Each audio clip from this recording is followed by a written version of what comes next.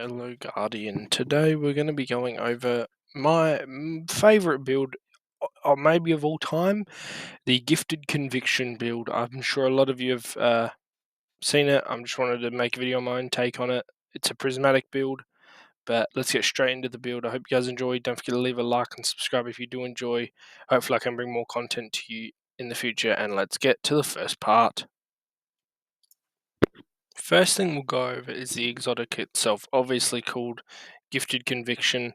Uh, its exotic perk, the Gift of Certainty, states that activating Ascension or Temper Strike throws bouncing explosives at nearby targets that jolt them and damage them.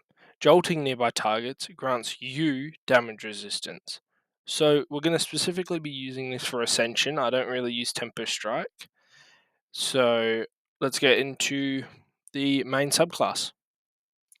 The first aspect we're going to be using is from the Arc subclass called Ascension.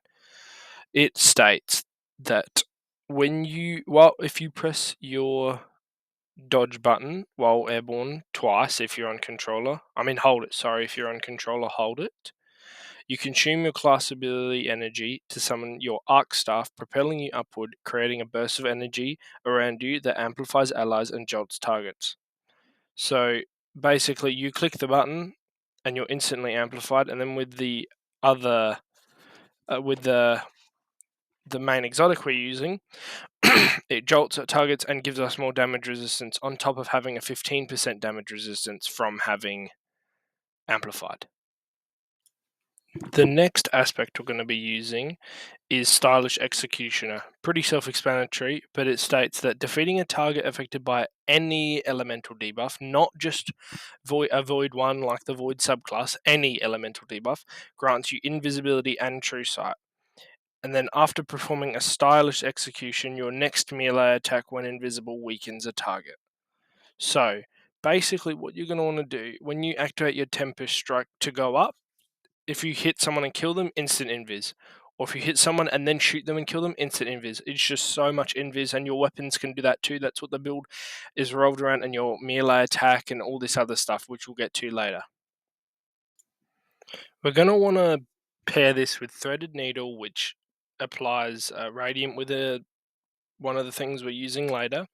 And it severs and does all this stuff, and it gets you more invis, and it makes the enemy do less damage, and basically the cycle continues, and melee is one of the main ways of getting your class ability and your super back. Then we want to use grapple for the mobility, obviously, and once again, when you hit targets, if you kill them, it creates a tangle, all gives you invis, and it's just all round good for the build, and it does help the build out a lot. Next, we're going to get into one of the things that I think you all have been waiting for the most, Fragments. The first fragment we have is the Facet of Hope, which states, while you have an elemental buff, so something like amplified and stuff, your class ability energy regenerates more quickly. So if you have like invis and you have amplified, boom, it gets even quicker and stuff. Like perfect combo. And then Radiant with another fragment we're going to use with the melee, it's just perfect and it pairs very well. The second fragment we are using is the Facet of Protection, which states, while surrounded by combatants, you are more resilient to incoming damage, and while Transcendent, the effect is increased. And Transcendent in this class, like setup, is so easy to come by, so easy to get going, and even this fragment gives you plus 10 strength, which helps you with the build. We'll go over the build later, though, with all the stats. The third fragment we're using is the Facet of Awakening, which states, rapidly defeating targets with light or darkness damage or super final blows generates an elemental pickup of the matching damage type. It also gives plus 10 resilience for your build.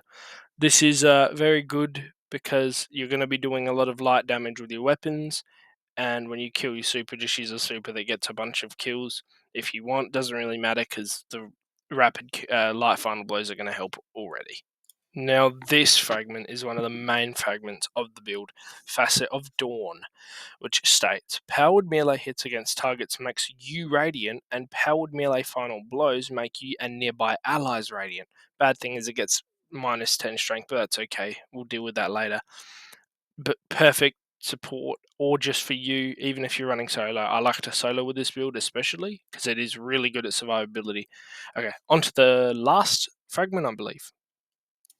The final fragment we're using is the Facet of Purpose, which states picking up an orb of power grants either Bolt Charge, Restoration, Frost Armor, or Woven Mail, or Overshield, sorry, based on the damage type of your equipped super. So you can use whatever you want. Honestly, I've been using Solar for Restoration or Revenant for Frost Armor. It does give you minus 10 recovery though, but that's alright.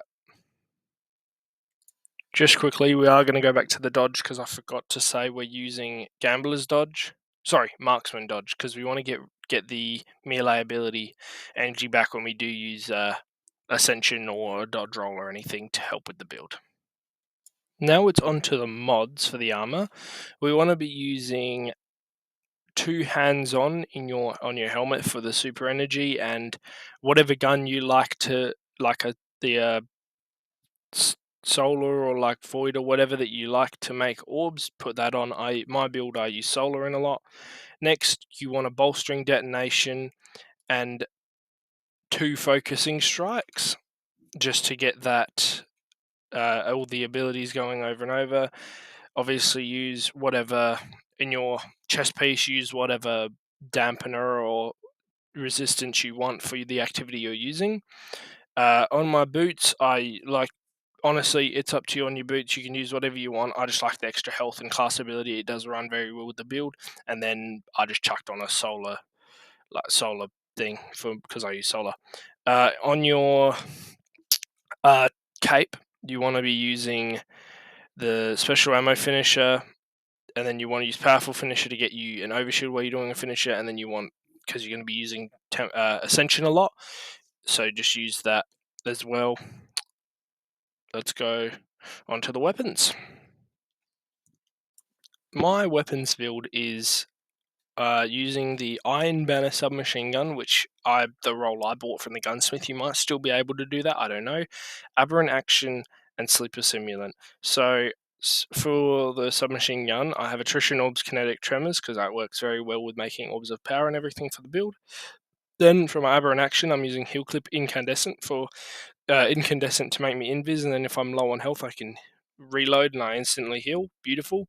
Sleeper Simulant is just Sleeper Simulant. Very good gun. Very good all round. But you can use whatever you want. Just change up your like orb making, whatever it's called, to whatever class or whatever you're using, whatever type of weapon. Artifact mods are on the top of the screen. I just thought I'd put my uh, artifact mods because I don't really know what they're called. I'll just put it with my drip just in case you do want to use the drip. Just in mind that Trials of Osiris thing is from getting 7 wins in a row. Most people have it, but if you don't, you don't. But yeah, I think that's where I'm going to end off the video, guys. If you did enjoy this video, let me know. Let me know if you want to see more. Let me know what you want to see next. I put the most time in this video I ever have, I'm pretty sure, in any video, and I hope you guys do enjoy. And I will see you in the next one, guys. Don't forget to like, subscribe. See ya.